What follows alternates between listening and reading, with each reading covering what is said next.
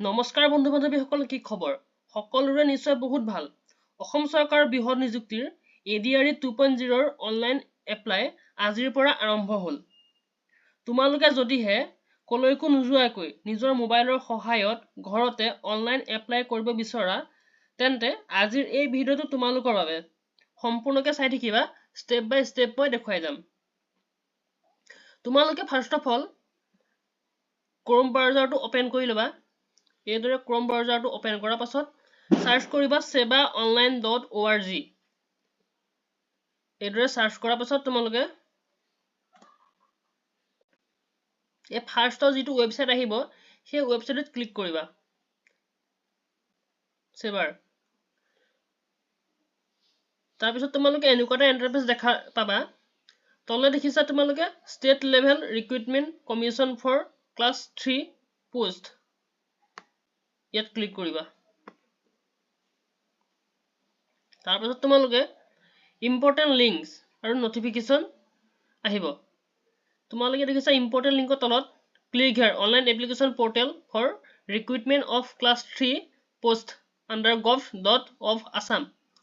Click হিয়াৰত click কৰিবা। এইদৰে তোমালোকে ক্লিক কৰাৰ পাছত চাইডত দেখা পাবা এপ্লিকেশ্যন ফৰ্ম।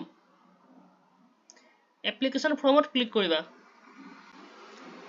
এপ্লিকেশ্যন ফৰ্মত ক্লিক কৰাৰ পাছত তোমালোকে এইখন তোমালোকে দেখা পাবা। ভালদৰে এবাৰ পঢ়ি ল'বা। তোমালোকে ভালদৰে এইখন মনোযোগেৰে পঢ়ি তাৰ পাছত তললৈ আহিবা, নেক্সট আহিব। নেক্সটত ক্লিক কৰিবা।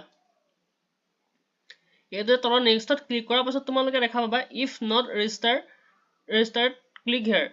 ইয়াত ক্লিক কৰিবা। তোমালোকে যিহেতু ৰেজিষ্টাৰ কৰি থোৱা নাই, প্ৰথমবাৰ ৰেজিষ্টাৰ কৰিব লাগিব। ইয়াত ক্লিক কৰিবা। ইয়াত ক্লিক কৰাৰ পাছত তোমালোকে ফুল নেম, তোমালোকৰ নামটো শুদ্ধকে ইয়াত লিখিব লাগিব। কোনো লৰালৰি নকৰিবা, যিহেতু কাৰেকশ্যনৰ সুবিধা নাই। সেই গতিকে তোমালোকে লাহে ধীৰে কৰিবা। নিজৰ নামটো ফিল আপ কৰি ল'বা। তোমালোকে নিজৰ নামটো ইয়াত ভালদৰে ফিল আপ কৰিবা। তাৰপিছত তলত তোমালোকে ফাদাৰ্ছ নেম এণ্টাৰ কৰিবা। চাইডত তোমালোকে মাদাৰ্ছ নেম এণ্টাৰ কৰিবা। তাৰপিছত তোমালোকৰ ডেট অফ বাৰ্থ যিটো হয়, সেই ডেট অফ বাৰ্থটো এবাৰ এই কেলেণ্ডাৰখনৰ পৰা এইদৰে চিলেক্ট কৰি ল'বা। কি হয় তোমালোকে এইদৰে চিলেক্ট কৰি ল'বা। তাৰপাছত তোমালোকে এটা মেইল ID লাগিব।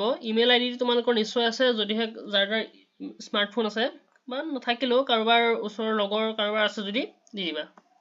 ইয়াত মেইল ID ফিল আপ কৰিবা। তাৰপাছত তোমালোকৰ এমপ্লয়মেণ্ট এক্সচেঞ্জ যিহেতু আছে প্ৰত্যেকৰে, আৰু যদি নাই তোমালোকে এমপ্লয়মেণ্ট এক্সচেঞ্জখন উলিয়াই ল'বা। উলিয়াই পেলাই তোমালোকে তাত থকা এমপ্লয়মেণ্ট এক্সচেঞ্জ নাম্বাৰটো ইয়াত ফিল আপ কৰিব লাগিব। নাম্বাৰটো ইয়াত এণ্টাৰ কৰাৰ পাছত মোবাইল নাম্বাৰত তোমালোকৰ মোবাইল নাম্বাৰটো দিব লাগিব। তোমালোকে এনেকুৱা এটা মোবাইল নাম্বাৰ দিবা যিহেতু সেইটো নাম্বাৰ তোমালোকে সাল সলনি কৰি নাথাকা। এটা নাম্বাৰ থাকিলে ভাল হয়। যিহেতু ইয়াত মোবাইল নাম্বাৰটো এণ্টাৰ কৰিবা। তাৰপাছত দেখিছা চেণ্ড OTP। চেণ্ড OTPত ক্লিক কৰি দিবা। চেণ্ড OTPত ক্লিক কৰাৰ পাছত তোমালোকৰ মোবাইলত এটা OTP পাই যাবা। অলপ দেৰি হ'বও পাৰে ছাৰ্ভাৰ ইছ্যুৰ কাৰণে, বাট তোমালোকে কাটি নিদিবা পেজটো, অলপ ধৈৰ্য ধৰিবা। তাৰপিছত OTPটো সোমাই যাব মোবাইলত। সেই OTPটো তোমালোকে ইণ্টাৰ OTPত বক্সত ভৰাই দিবা। ভৰাই পেলাই ভেৰিফাই OTP কৰিবা। তাৰপিছত ছাবমিট কৰি দিবা। এইদৰে এনেকৈ ছাবমিট কৰাৰ পাছত তোমালোকে নেক্সট পেজলৈ যাব। মই তোমালোকে দেখাই আছোঁ। বন্ধুসকল, তোমালোকে ছাবমিট কৰাৰ পাছত আকৌ এই পেজটোলৈ গুচি আহিবা। তাৰপাছত তোমালোকে ইয়াত এমপ্লয়মেণ্ট এক্সচেঞ্জৰ নাম্বাৰটো ভৰাব লাগিব। এমপ্লয়মেণ্ট এক্সচেঞ্জৰ নাম্বাৰটো ভৰোৱাৰ পিছত তলত মোবাইল নাম্বাৰটো ভৰাবা। তাৰপিছত নেক্সটত ক্লিক কৰি দিবা। মই এমপ্লয়মেণ্ট এক্সচেঞ্জ নাম্বাৰটো ভৰাই দিছোঁ। বন্ধুসকল, তোমালোকে এমপ্লয়মেণ্ট এক্সচেঞ্জ আৰু মোবাইল নাম্বাৰ ভৰাই নেক্সট কৰাৰ পাছত এনেকুৱা এটা ইণ্টাৰফেচ দেখা পাবা। তোমালোকে ইয়াত এতিয়া বেচেলৰ ডিগ্ৰী যদি তোমালোকৰ আছে তেনেহ'লে ইয়েছ দিবা। মোৰ যিহেতু আছে, মই ইয়েছ দিছোঁ। তাৰপাছত bachelor degree with computer certificate যদি তোমালোকৰ 6 মান্থৰ আছে, সেই তোমালোকে ইয়েছ দিবা। নাই যদি ন' দিবা। তাৰপিছত bachelor degree with computer certificate diploma of minimum 6 month duration and stenography certificate যদি তোমালোকৰ আছে তেনে ইয়েছ দিবা। নাই যদি ন' দিবা। মই নাই ন' দিছোঁ নিবা। তাৰপিছত তেনেকৈ চাই ল'বা। তোমালোকে যিকেইটা তোমালোকৰ আছে সেইকেইটা ইয়েছ দিবা, যদি নাই ন' দিবা। মোৰ library science with computer certificate মোৰ নাই, যিহেতু মই ন' দিছোঁ। তাৰপাছত তোমালোকৰ HSSLCটো আছেই, যদিহে তোমালোকে গ্ৰেজুৱেশ্যন কৰিছা আছেই। তাৰপাছত তলৰটো মই সায়েন্স যেহেতু মোৰ নাছিলে সেইটো কাৰণে মই নো দিছো তাৰপিছত মোৰ ড্ৰাইভিং লাইসেন্স আছে বাট মই নো দিছো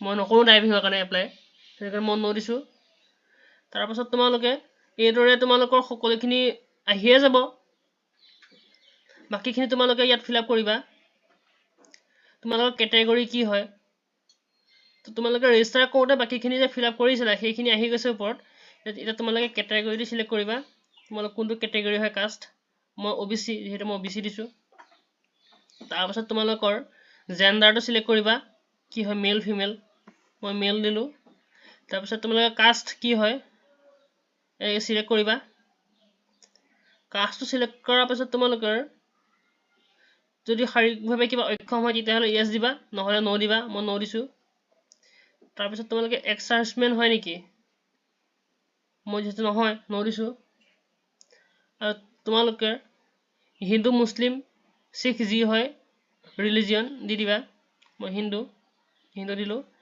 তোমালোকে এড্ৰেছটো ফিল আপ কৰি দিবা এড্ৰেছ কি হয় এড্ৰেছ ফিল আপ কৰাৰ পাছত তোমালোকে এইদৰে এড্ৰেছটো ইয়াত ফিল আপ কৰিবা সম্পূৰ্ণকৈ ডিষ্ট্ৰিক্ট ভালকৈ শুদ্ধকৈ দিবা তোমালোকে ডিষ্ট্ৰিক্ট কি হয় এই সকলোখিনি ফিল আপ কৰাৰ পাছত তোমালোকৰ মোবাইল নম্বৰ আছে আধাৰ নাম্বাৰটো তোমালোকৰ আছে যেহেতু আধাৰ নাম্বাৰটো ফিল আপ কৰি দিবা ইয়াত পাছত তোমালোকে এড্ৰেছ যেটা দিছিলা permanent address not same with permanent address present address আৰু পাৰ্মানেণ্ট এড্ৰেছ সেম যদি নহয় টিক কৰিবা যদি সেম হয় তেতিয়াহ'লে টিক কৰিব নালাগে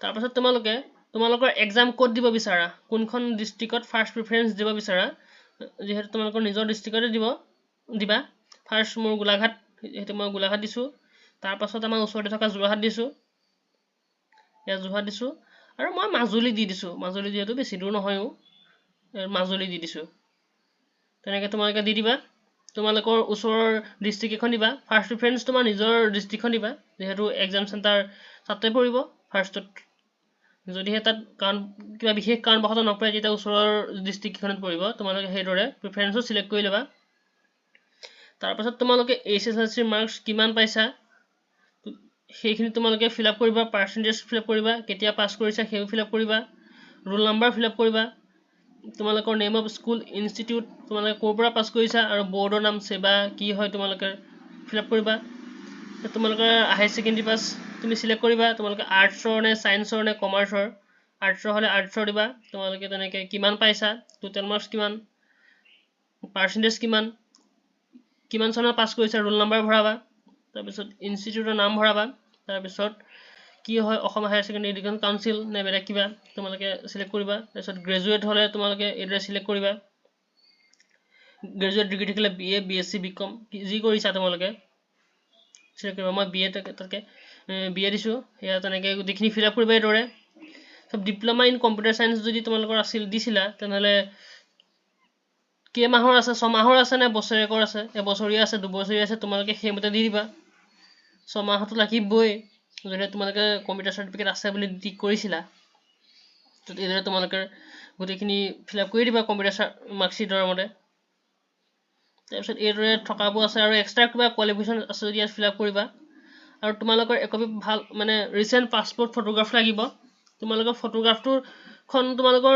30 KB ভিতৰত 30 KB হ'ব লাগিব তাৰপিছত ইয়াত লিখা আছে তোমালোকৰ হাইট ওয়েট কিমান লাগিব কিমান পিক্সেলৰ ভিতৰত লাগিব সেইদৰে তোমালোকে কেবিত বনাই ল'বা আৰু এপছ আজিকালি প্লে ষ্ট'ৰত ঢেৰ এভেইলেবল হয় আৰু সিগনেচাৰো তেনেকৈ তোমালোকে 30 KB হ'ব লাগে এই তোমালোকে সিগনেচাৰ আপলোড কৰিবা তাৰপিছত তোমালোকে পাছৱৰ্ড দিবা পাছৱৰ্ডটো তোমালোকে মনত থকাকৈ ভালদৰে পাছৱৰ্ড দিবা স্পেচিয়েল কেৰেক্টাৰ থকা নহ'লে তেতিয়া প্ৰব্লেম নহয় আৰু ধৰি লোৱা নামটো তোমালোকে ফাৰ্স্ট লিখিলা ফাৰ্স্ট লেটাৰটো কেপিটেল দিলা তোমালোকৰ নামটো তাৰপিছত @ ভৰাই দিলা তাৰপিছত 1 2 3 বা 3 4 5 যিকোনো সংখ্যা ভৰাই দিলা এনেকৈ তাৰপিছত আকৌ সেই পাছৱৰ্ডটো এণ্টাৰ পাছৱৰ্ড মাৰিবা তাৰপিছত এই তলৰ বক্সকেইটাত ক্লিক কৰিবা বক্সত ক্লিক কৰি প্ৰিভিউটো ভেৰিফাই কৰি এবাৰ চাই ল'বা চেক কৰি ল'বা গোটেইখন ঠিকে আছে নাই যদি ঠিকে থাকে তাৰপিছত তোমালোকে সাবমিট কৰি দিবা এইদৰে সাবমিট কৰিব পাৰিবা তোমালোকে যদিহে ভিডিঅ'টো চাই ভাল লাগিছে